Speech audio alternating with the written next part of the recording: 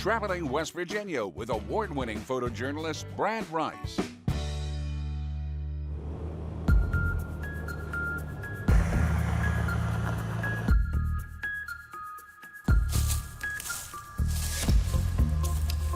See, that's the old path right there. See how it's flat? Earl Fridley, the Elk River muskrat. Well, it really piqued my interest and got me started as a muskrat, and researching around was some odd things that my father had found, and researching old routes and mounds and native paths and trails.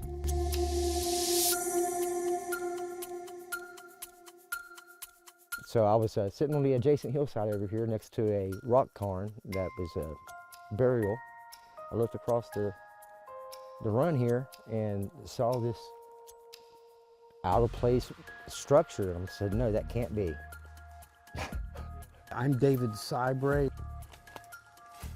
I'm the editor of West Virginia Explorer magazine. I came out here because of Earl. I mean, when Earl said, we've got a rock wall, mysterious rock wall, you need to come see, I said, sign me up. Yeah, when I first saw it, I was like, is that fallen trees? Is that a mudslide? What is that? You know, is that really tiered? Is it eye trickery? We're out in the middle of nowhere. This rock walls, whatever they are, and I'm not quite sure, and I do believe they bear investigation. Why would something so elaborate, this structure of walls, be located in such a remote area? The original intent of this structure is not really known. Yes, it's a pile of rocks, but it's a fascinating pile of rocks. People of Mount Carbon, of the original Kanawha Valley peoples, it's on the same trail, and we're just right over the hill from Mount Carbon as a bird flies. We do know that Native Americans did live in these hills, lived full and imaginative lives for 1,000 years before Europeans got here. So there's that possibility. You know, I'm a historian, but I'm no archaeologist, so whether or not the origin is prehistoric or proto-historic or historic, I can't say. But I would love to see an archaeologist come out here with us and take a look at this.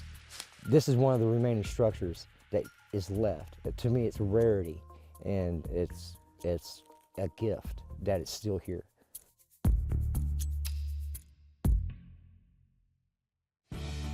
Traveling West Virginia with award-winning photojournalist Brad Rice.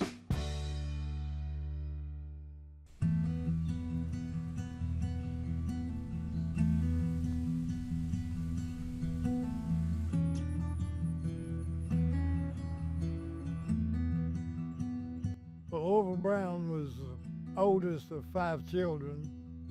He was born up the road here back in 1908.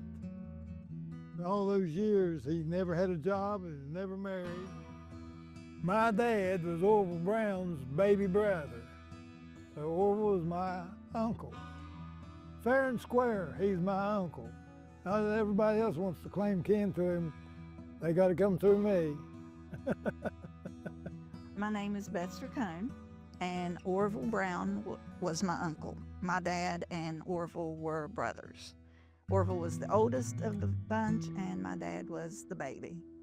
He was eccentric. He found out that being different made him special. We call him a first hippie and all kinds. He had real long hair all of his life. He read those Tarzan books by Edgar Rice Burroughs, and he was already strong as a bear. And he headed for South America so he could go in the jungle. He got as far as Rio Grande, turn around and come back. I was so fascinated with him. I even at church camp, which was in Summersville, when I was like 12 or 13, someone asked me, they found out I was from Clay County, asked if I knew of the wild man of Clay County, and my cousin on my mom's side was with me, and she's like, that's her uncle. And I said, yeah, but I was like, he's just my uncle. He's Daddy's brother. And he was very, very intelligent.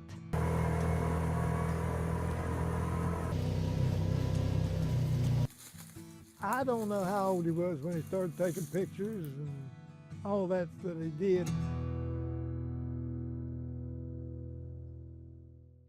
People came and lined up on the weekends to get their picture taken with the wild man.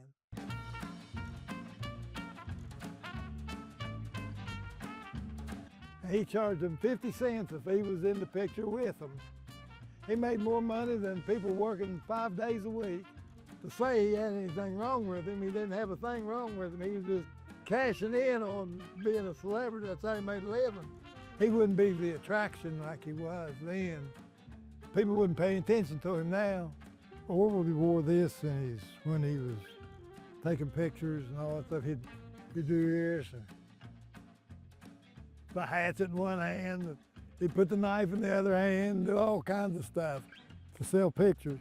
Daddy said he would spend 30 minutes trying to figure out how to get out of a 5-minute job. So he just did stuff, you know, spur of the moment, didn't matter. He just was in his happy place. He rode a bicycle to Florida. They arrested him for indecent exposure.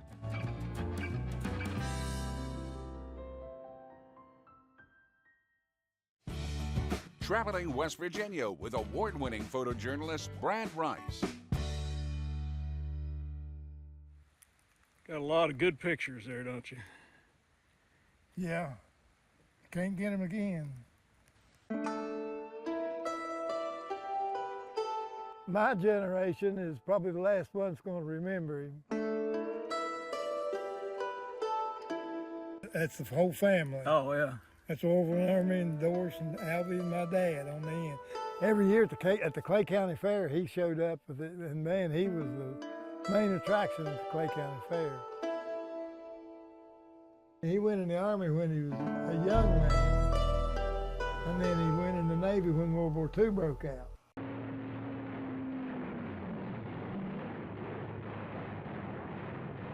That's when he got torpedoed. His ship sank or whatever, and he was on that island for a while, like a deserted island, and contracted malaria there. And that kind of messed with his mind a little. He was self-educated. He had a vocabulary that wouldn't slow down. He had IQ tests done in the service, and they were almost off the charts.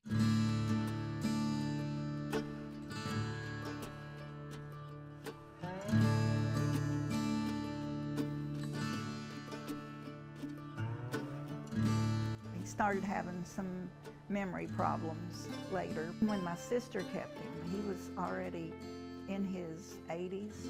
He sometimes didn't like to wear clothes when he was outside, and the little kids would come and tell Uncle Orville doesn't have any clothes on. He was outside, and one of the kids came in and said, told Sarah, said, Uncle Orville's heading to the creek. So Sarah got up and went outside, and she said, you going down to the creek, Uncle Orville? And he said, I am. And she said, why? And he said, I'm going to the bathroom. She said, do you have a bathroom down there?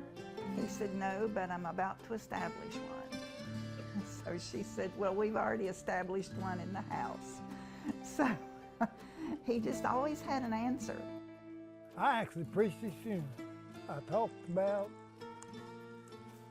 his soul.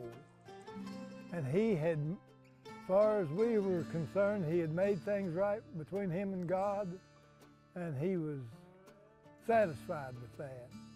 And it meant a lot to us to know that he was at peace with his Maker.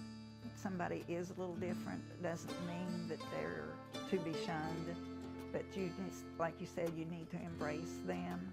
They may look different, may act different, they still are the same inside. And he was our uncle. My daddy worshiped him. He was special to my dad. He passed that respect to us. So we respected him. He wasn't eccentric to us. He was Orville.